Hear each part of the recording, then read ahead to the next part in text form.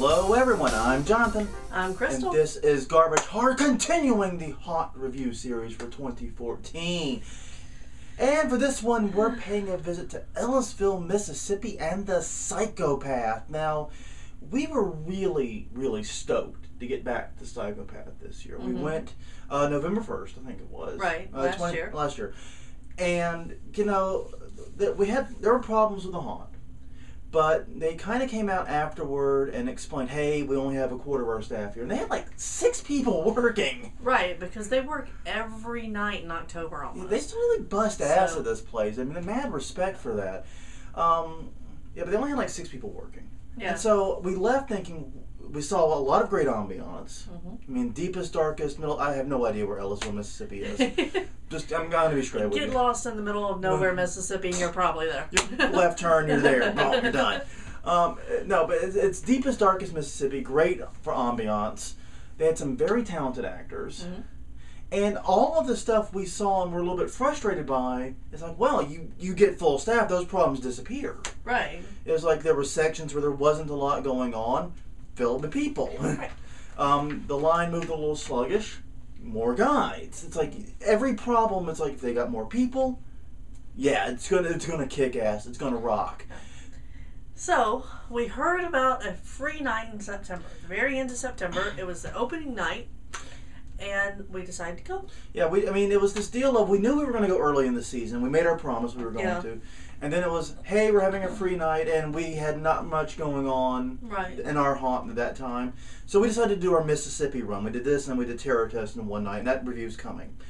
So we went up there, made the trek up, and, you know, it was interesting. It had a lot more people. Yes. The people problem was resolved. I think they had at least 30-odd people working. Yeah, they had quite a few. And that's more than a lot of haunts that are, I mean, compare that to, like, you know, even like Lafitte Fire Department and other haunts we go to. I think they had a higher head count than elsewhere, but a lot of the problems we observed last year didn't go away. No. And that's the part that kills me, because I see the makings and the raw materials for an amazing haunted attraction here. Yeah, and there's a lot of love, and the guys there are great. The guys and girls. You know? Guys and girls. The people are excellent. The people are awesome. They are very imaginative. Like I said, great location, great ambiance. It's just, I think there's some practical stuff that's getting in the way right now. Could be, yeah. And, well, let's start at the beginning. The first issue, front of house. Front of house matters. Yes, it does. Well, the very first issue is parking. No, well, yeah, that's part of front of house. Yeah.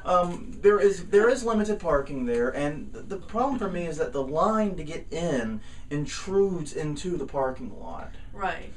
And that makes it so that both people and cars are trying to dodge one another as cars come in and exit, and people are standing in line.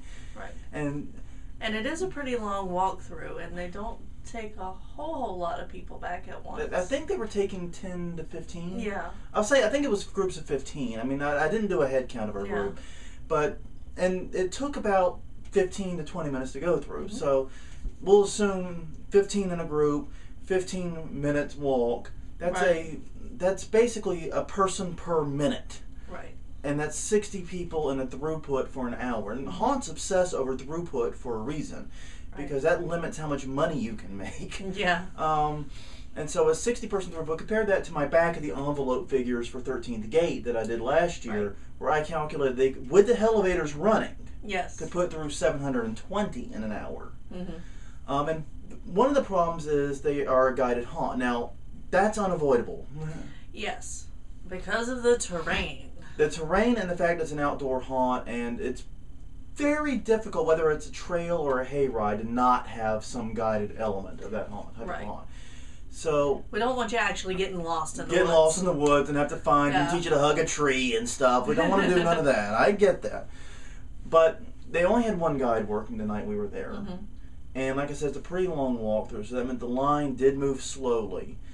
And the other issue, I think, is that the guide, it's sort of a missed opportunity. The person they made the guide didn't really do a whole lot with the group.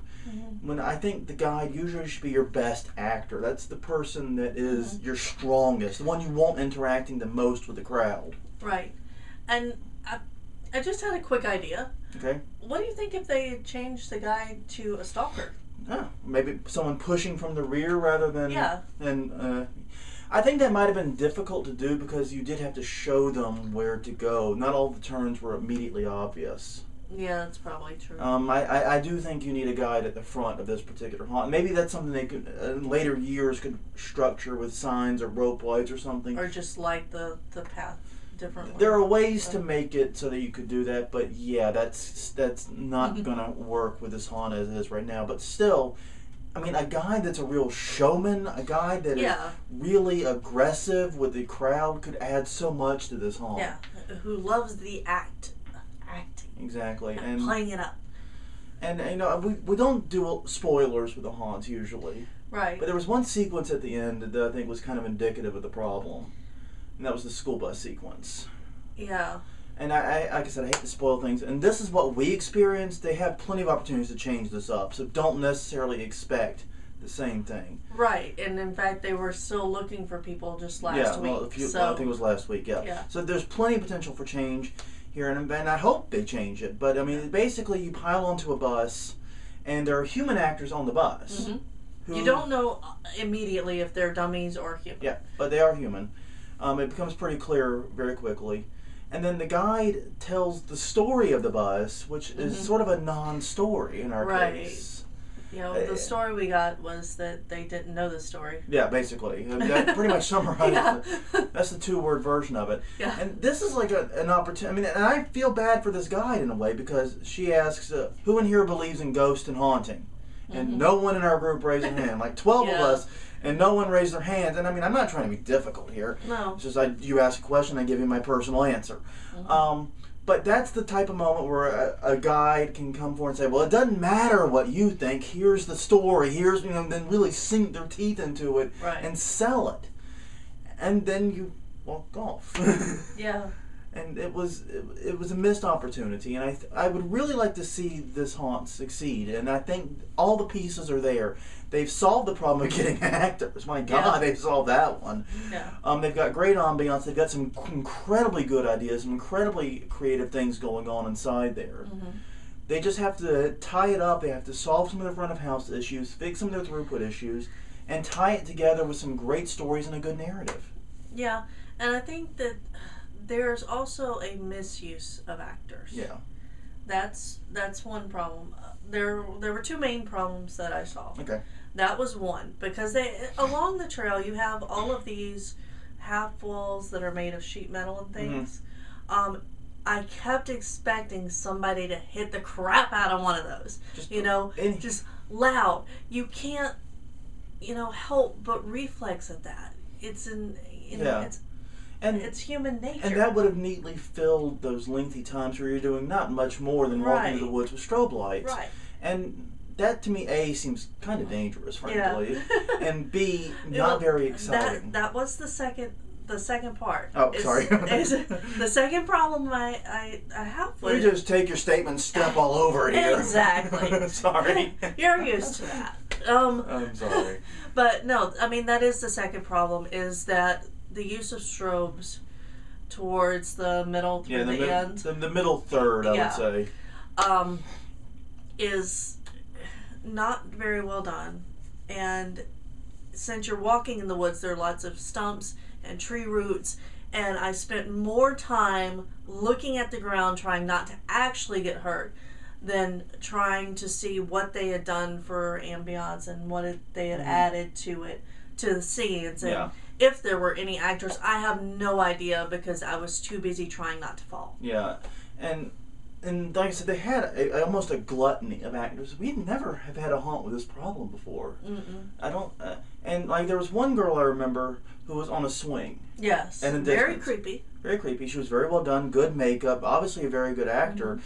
And her whole thing was she was on a swing in a distance, and then as the line eventually wound around her, she got off the swing and walked toward the crowd. Right. There was no interaction with the crowd whatsoever. And it's like, wow, they have warm bodies that they're spending, and Every actor needs to be interacting with the crowd in some meaningful, impactful way. Right, and that happened a couple of times Yeah. where actors, you would see them, and then they would just walk toward you. They wouldn't say anything. They were just silent. Yeah. You know, and they were moving slowly. They never came within 4 feet in some cases. No. You know. No, they made a big deal about how actors could grab you and touch you, or that might happen. And I think there was only one instance in the entirety of the haunt where I actually came in close proximity to an actor. Yeah, and I was grabbed once, and that was it. Yeah, it was a light brushing. It wasn't really a grab. It wasn't like No. More of that. Yeah, and that's the point. Is there's so much potential here. I really think this could be one of the top haunts in the region. I really think all the pieces are here. Yeah. It's just a matter of packaging them in the correct way. Mm-hmm. And I mean, it's not a bad experience. No, it's not a bad experience, and that's the thing. If you're in the region, I encourage you to go. Yeah. I mean, there's one scene in there, and that I don't want to spoil. Right. That is epically awesome. Yes. That is truly amazing. Mm-hmm. And it's probably the only time I've seen the use of a chainsaw in a haunt and went, damn, that's creative. Yeah. That's the first time that's happened to me in the history going on at houses. Yeah. So, bravo for that. It's a great experience. I encourage you to go. I just think, I want it to be more. So much more. And it has the potential and the heart behind it to do it. So, my hope is this. The people behind it are dedicated. They're smart. Mm-hmm. I hope that, they continue to build on this and grow, and they make this the greatest haunt it can be, because I think it's got all the potential in the world to be a powerhouse in the region. Mm-hmm. Oh, also, some signs out by the road might also help. Yeah. For the sake of the people that don't know where they're going, which is pretty much everyone in that area. Yeah. Anything else? We'll put a link. Yeah, a link. They've got a Facebook page for their main thing, so we don't want to spell it all out here. We'll put that in the descriptions and in the blog posts and all those things. Definitely, my advice, honestly, is if you're in the area, check them out. Mm-hmm. It's very worth the trip. But I see so much more potential than what's being realized. Right. I think that summarizes it pretty well. Yeah, sounds good. Well, anything else to add about the psychopath in Ellisville, Mississippi? No, that's it. Well, on that note, everyone, I'm Jonathan. I'm Crystal. And this was Garbage Horror Haunt Review 2014 for the psychopath. Okay, that was a little overdone. Better.